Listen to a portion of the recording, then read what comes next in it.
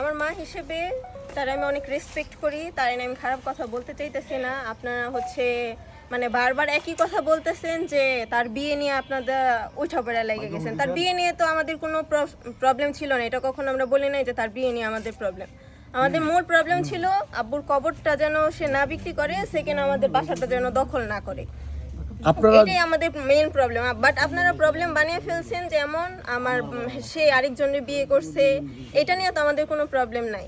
আমরা এখন মূলত চাচ্ছি আমার বাবার কবরটা যেন থাকে আর আমাদের বাসা যেন দখল না হয়, এইটাই। আপনাদের বাসা তো তিনতলা দিয়ে দিয়েছে, এরকম তিনতলা দিয়ে দিচ্ছে, তারপরেও কেন আমার বাসায় যে সে তালা দিচ্ছে, এটাও তো একটা প্রশ্ন আসে না? আমার বাসায় গত সপ্তাহে সে যা তালা দিয়ে আসছে, সেটাও মানে আমাদের তালা দেওয়া ছিল গ্যানিং মেশিন দিয়ে, সেই তালাটা আগে প্রথমে ভাঙছে, তারপরে যে আমাদের তালাটা মানে ওনাদের তালাটা লাগানো হয়েছে।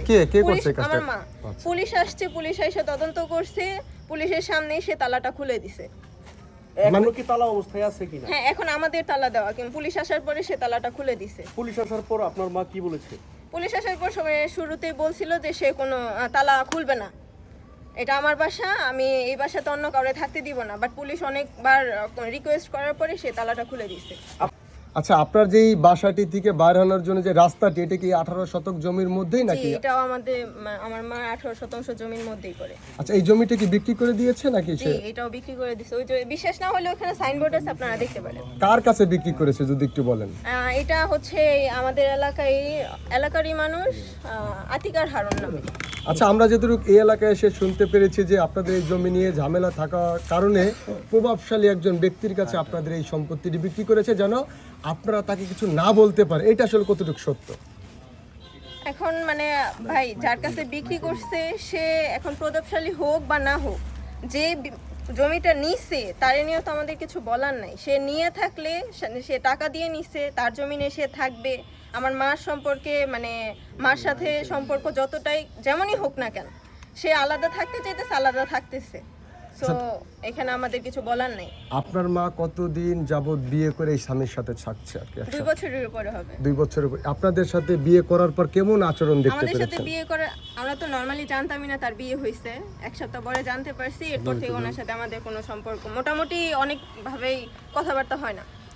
আচ্ছা, এই যে আমরা যতটুকু জানতে পেরেছি, আপনার কাছ থেকে শুনতে পেরেছি মিডিয়ার মাধ্যমে, আপনার মা পরকিয়া করে তাকে বিয়ে করেছে, সে একজন সিকিউরিটি গার্ড ছিল। এটা কতটুকু সত্য? ঘুরে ফিরে একটা জিনিসই কেন আসছে না, এটা আসলে আমরা তো আগে ছিলাম না। উনি মানে বিয়ে করছে, যারে বিয়ে করছে পরকিয়া করেই করছে, যেটাই করছে। আমার বাবা মারা যাওয়ার পরেই সে বিয়েটা করছে। আপাতত আপনারা একটা জায়গায় পড়ে আছেন, একটু চেঞ্জ হন। যেই জিনিসটা আমরা চাইতেছি সেই জিনিসটার জন্য আপনারা চেষ্টা করেন। একটু আপনার কথা যদি বলতেন। আপনি জি, আপনারা কি চান? বাবা কোন জমিটুকু লিখে দিয়ে গেছে আপনার মাকে? এখানে মানে এই বাউন্ডারি থেকে ওই পাশ পর্যন্ত যতটুকু দেখতেছেন পুরোটাই 18 শতাংশ। 18 শতাংশ। আপনাদের যে তিনতলা বিল্ডিংটা রয়েছে পিছনে, এটা আমার আর আমার বড় বোনের নামে। ওটা আলাদা জমি? জি, ওইটা আলাদা জমি, এটা আলাদা জমি। এই জমিটা আগে কিনা হয়েছে, ওইটা পরে কিনা হয়েছে। আপনার ছোট ভাইয়ের নামে কোনো কিছু দেওয়া হয়েছে? জি, আমার ছোট ভাইয়ের নামেও আছে। আপাতত আমার ছোট ভাইয়ের এখানে টানার কোনো দরকার নাই, কারণ দ্বন্দ্বটা বাড়ছেই আমাদের মানে বাবার কবরটা নিয়ে। দ্বন্দ্ব কোনো জায়গায় আমার ভাইরে নিয়েও না, কোনো জায়গায় তার বিয়ে নিয়েও না। আচ্ছা, 2 বছর ধরে বিয়ে হয়েছে, আপনারা এতদিন পরে কেন প্রকাশ আসছে? 2 বছর ধরে বিয়ে হয়েছে, সে জমিটা বিক্রি করার পরে আমাদের সাথে মোটামুটি ভাবে মানে কথা কাটাকাটি হয়েছে। বাট এখন এমন পর্যায়ে আসছি যে সে আমার ভাই, আমার কাকা তো ভাইদের নামে মামলা দিছে। আর যেদিন হচ্ছে তালাবন্দি করা হয়েছে আমার বাসাটা, তারপরের দিনে আমার বোনকে সে মানে জেলে পাঠাইছে। একদিন এক রাত সে জেলেই ছিল। ইনফ্যাক্ট সে এইটাও বলছে যে মানে 15-20 দিনের আগে সে আমার 15 দিন বা 3 মাসের আগে আমার বোনকে বের হতে দিবে না।